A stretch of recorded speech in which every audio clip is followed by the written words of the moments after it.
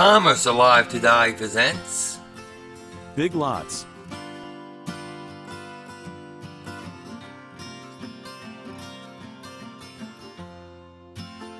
When Consolidated Stores Corporation went public in 1985, just 3 years after opening their first closeout store, with a $33.4 million stock offering, the majority of the funds raised went to pay off debt incurred during the purchase of CSC from its main stockholders, the Schenck and Schottenstein families, who also happened to be key stockholders and executives in the new CSC. Only $1.9 million of the money raised was earmarked for the opening of 40 to 45 new stores. The new CSC, upon acquiring the old CSC, switched the company's fiscal year to the traditional retail fiscal period and divested two of CSC's subsidiaries, AMT and Cover's Auto Parts Store, in order to focus the company's operations on one market, the retail and closeout business.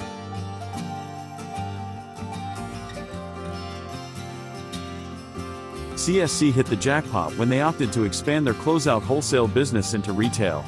Since that first store opened, in 1982, CSC opened more than 300 additional stores and became the nation's largest closeout chain. In the wake of an excellent fiscal year, CSC targeted 1988 as a year to catch its management systems up to its explosive growth. Saul Schenck, chairman and founder of CSC, told Discount Store News in 1998, "We knew how to secure merchandise, but we're lacking in installing procedures and people." The bottom line was that sales were down, the warehouse was a mess. Schenck added, "We were not able to meet projections. We didn't have the attributes and professional skills of a company our size." James Guinan, president of CSC's retail operations, explained that another problem the company faced was that the buying lines simply couldn't absorb the number of stores they were opening in early 1987. As a result, "We filled the shelves with a lot of low-end goods that were great for the consumer, but the margins weren't there." CSC's solutions for the problem Schenck and Guinan discussed were to bring in a whole new layer of top management people, to improve operations by developing new systems including a computerized truck routing system, an electronic mail system, and a centralized training system to help standardize store operation. To increase CSC's margins, they planned to venture into market unfamiliar to them, the soft goods market, and also into the import market.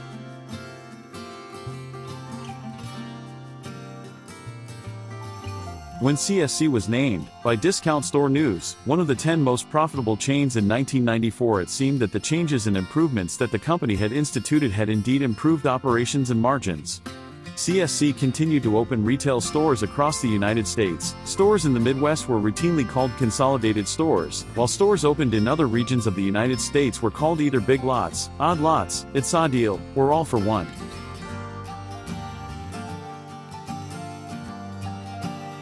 CSC expanded its retail toy business, which included its operation of 115 toy liquidators, the Wisconsin Toy Wholesale operation, and 16 The Amazing Toy Store retail outlets, with the $315 million purchase of KB Toys in 1996. CSC purchased KB Toys with high hopes. "Toys is the best closeout business we have. We think we will be the true value player in toys," said Michael Potter, Senior Vice President and Chief Financial Officer of CSC, at the time. However, it wouldn't be long before CSC opted out of the retail toy market altogether.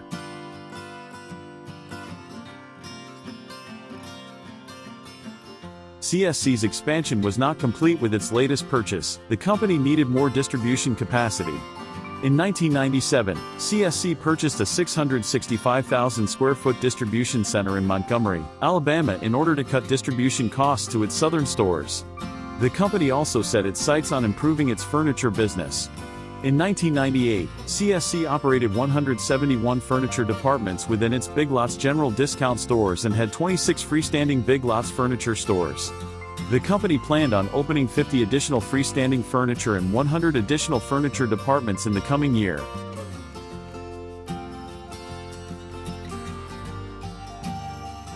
The first sign that longtime closeout store Consolidated Stores Corporation was thinking about drastically altering their business structure appeared when the board retained the investment banking firm Credit Suisse First Boston to help the company pursue strategic repositioning alternatives. The company's intent to refocus their business became crystal clear when, on June 27, 2000, Consolidated Stores announced that its board of directors had decided to divest its toy operation, KB Toys division, separating the toy division irrevocably from the company's closeout business. KB Toys and Toy Liquidators, purchased by CSC in the mid-1990s for $329 million, had been a disaster from the get-go as they were purchased just as the toy market was experiencing overexpansion. After the purchase, however, CSC continued to sink money into KB Toys when they put $80 million into KBKids.com.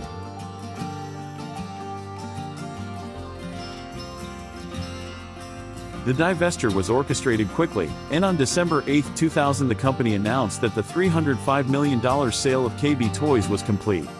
An affiliate of Bain Capital Incorporated purchased the toy division in conjunction with KB Toys management, who were retained to lead KB Toys.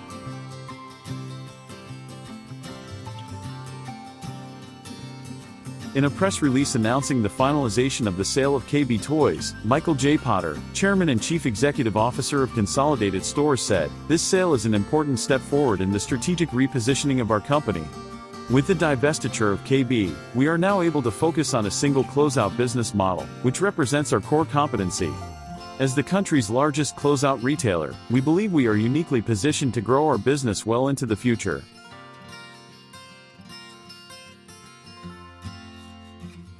Upon scaling the company's interests down to focus solely on their closeout retail business, Consolidated Stores launched a wide-reaching plan to improve their overall business.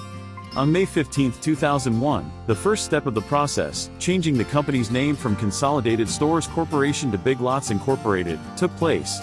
"The name change is a step toward building a strong brand," said Michael J. Potter in an article written for Business First Columbus.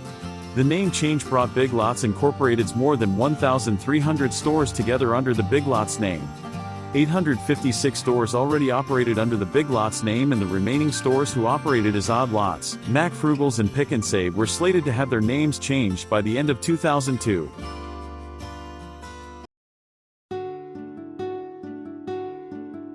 Along with the name change, the company planned to spruce up the brand's image in order to attract a more affluent group of bargain shoppers.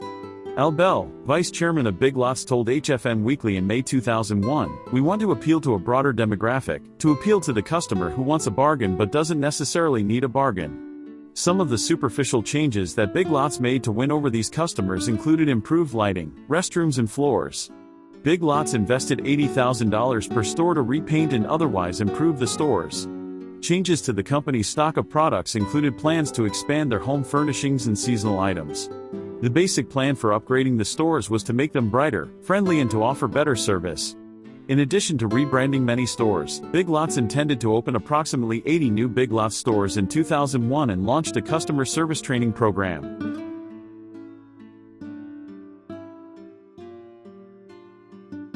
By bringing all of their stores together under the Big Lots name, the company afforded themselves a simpler task in advertising. Rather than launching multiple advertising campaigns for multiple stores, Big Lots could now focus their entire advertising budget on the Big Lots brand. The company pledged $27 million to the Big Lots advertising effort, well more than double the company's marketing budgets for the previous years. SBC Advertising, the firm that handled the company's advertising for the past 3 years, managed the campaign. Upon taking control of the company, Mr. Potter decided to cancel multiple advertising circulars that the company had relied upon to bring in business. The circular advertising strategy was streamlined to allow the company to invest more time and money on their new, big-budget advertising campaign.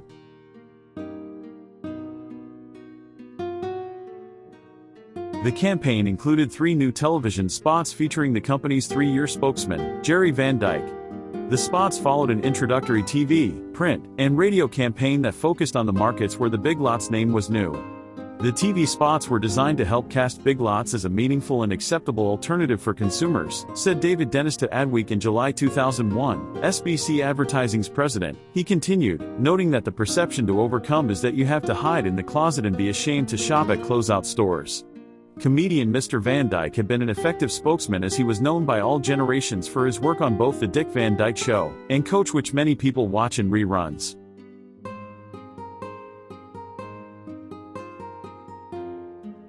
The advertisements aimed to convey the message that not only was shopping at Big Lots nothing to be ashamed of, but that it was the smart way to shop. Additionally, the advertisements strove to convey the message that people who wanted to save the most money and get the best products needed to shop at Big Lots every week because the products in the stores are changed frequently.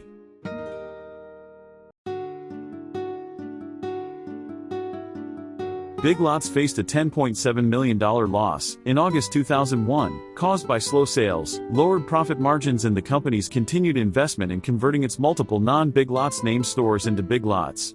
In response to the dwindling share price, the company slashed prices countrywide.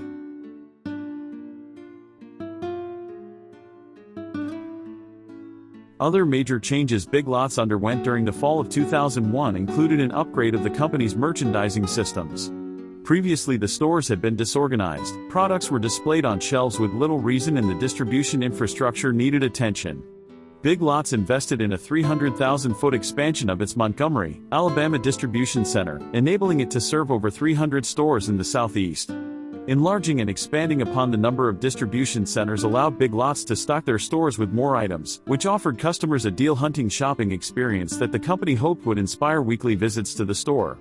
Each store received a new truckload of merchandise weekly, which made it possible for the same customer to return once a week and find new deals, new brands and different items.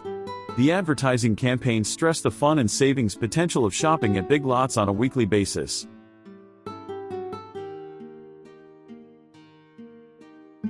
While this type of treasure hunt shopping experience was integral to the Big Lots concept, the company found that their customers also needed a predictable element to their shopping. Customers needed to have certain products delivered consistently. By expanding the size of the Big Lots distribution centers, Big Lots was able to supply customers with both new, unexpected products and a host of standards. All of the company's stock was tracked by a renovated data processing system that let buyers track Big Lots stock in order to learn which products were moving and which were not. The renovated data processing system eventually allowed Big Lots managers to get a more complete picture of what they needed to stock in their particular store for each coming week.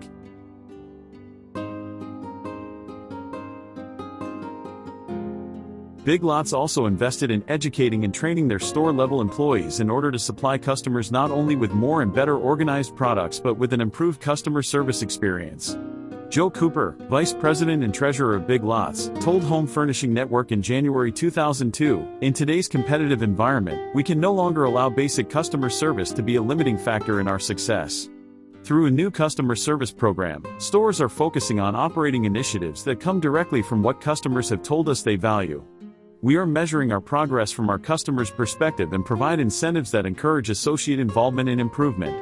Another effort to boost customer service was tied to customers' responses on random customer service polls. Some customers would receive a survey on the back of their sales receipt that if they completed, they received $3. The surveys allowed employees to earn bonuses for positive customer feedback, further motivating staff to focus on customer service.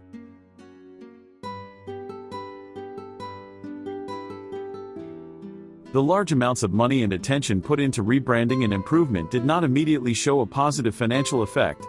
Despite low sales for 2001, Michael Potter took a long-term and optimistic view when speaking with MMR. "We remain enthusiastic about our key strategic initiatives.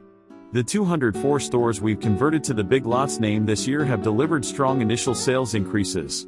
Those strong results combined with ongoing store and merchandising initiatives reinforce our view that this year's investment in repositioning will drive positive results over the coming years."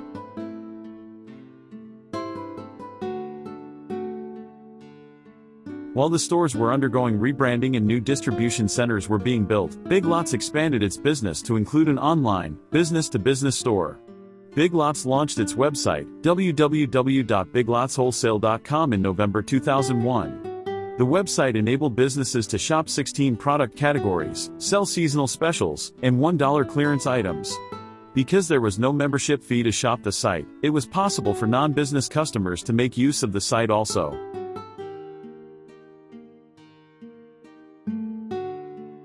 In the beginning months of 2002, the advertising campaign in a particular commercial entitled Closeout Moment beat out approximately 700 entrants to receive honors as a finalist at the Retail Advertising Conferences Awards.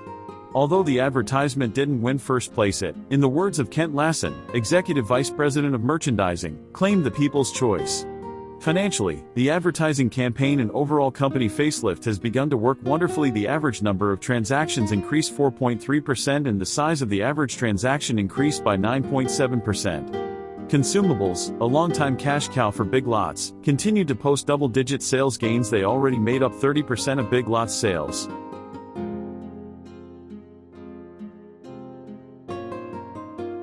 With the unification strategy and rebranding efforts working as planned, Big Lots set its sights on continued expansion. Furniture departments were added to many Big Lots stores, and, in 2002, owned 62 freestanding furniture outlets.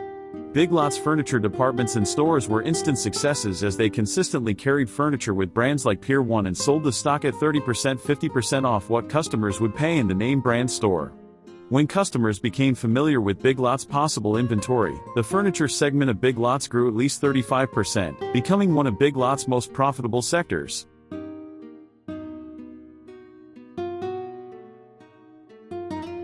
As Big Lots saw their TV commercials making a difference in the markets they were broadcast to, the company began drafting plans to open 53 new stores in 2002, all in Big Lots' current 45-state market. The company also tested another upgraded design for the Big Lots stores in May 2002. The design included even cleaner and brighter specifications, improved merchandise layouts and new signs.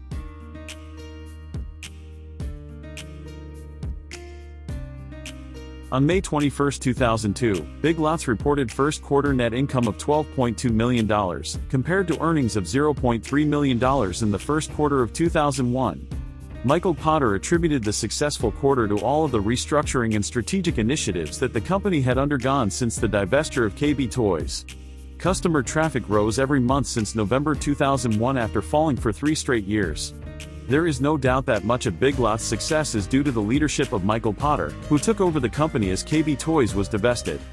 The company predicted that the coming years will see a rise in sales and stock shares.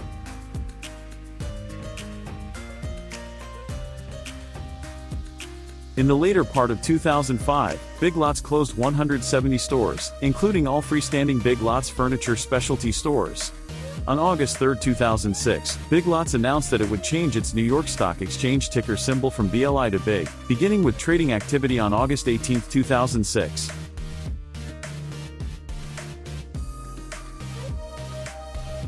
On July 19, 2011, Big Lots announced that it had purchased Liquidation World Incorporated, a Canadian closeout retailer with 89 locations for $20 million in cash and the assumption of certain liabilities.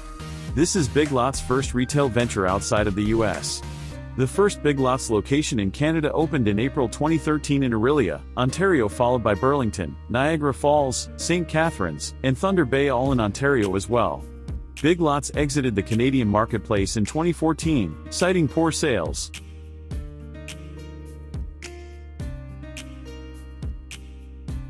In October 2023, Credit Risk Monitor reported that Big Lots was nearing a potential Chapter 11 bankruptcy filing. The company closed 52 stores in 2023. In July 2024, Big Lots announced the closure of 35 to 40 underperforming locations nationwide, blaming inflation and high rising costs as part of the decision. The company warned that it might not be able to survive the rest of 2024 and that a Chapter 11 bankruptcy filing might be imminent. In the first quarter of 2024, net sales decreased 10.2% compared to the first quarter of 2023. Of the company's 1,400 stores nationwide, 144 stores were confirmed to be closing that month, including one in Rapid City, South Dakota, the only one in the state. In a filing on July 31, 2024, Big Lots reported that it would close up to 315 stores.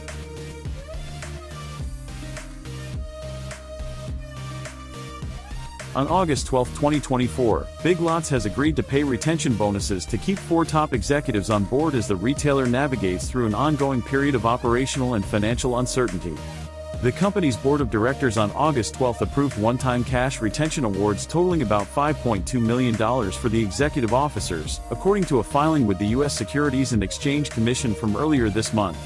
CEO Bruce Thorne was awarded $3.15 million, Chief Financial and Administrative Officer Jonathan Ramsden was offered $969,938, and Ronald Robbins Jr., the company's Chief Legal and Governance Officer, who also serves as the General Counsel and Corporate Secretary, and Michael Schlonsky, the Chief Human Resources Officer, were each offered $561,058.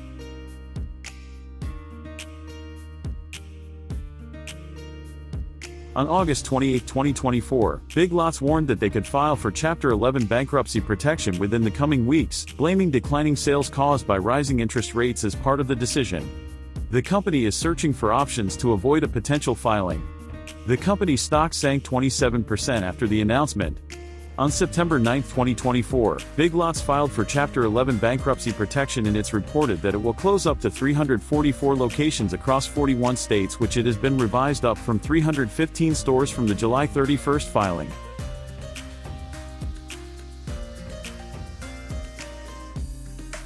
On September 25, 2024, Big Lots, the closure of 50 more Big Lots locations, bring the total to date to 394 locations across 41 states. I had lost the will to shop. No thrill, no will. Jerry said that I needed to carpe diem. That's seize the deal. It's Greek. Pain. I walked into Big Lots, and there I saw it. This $50 even flow baby monitor for $20. I seized it. I was seizing all day.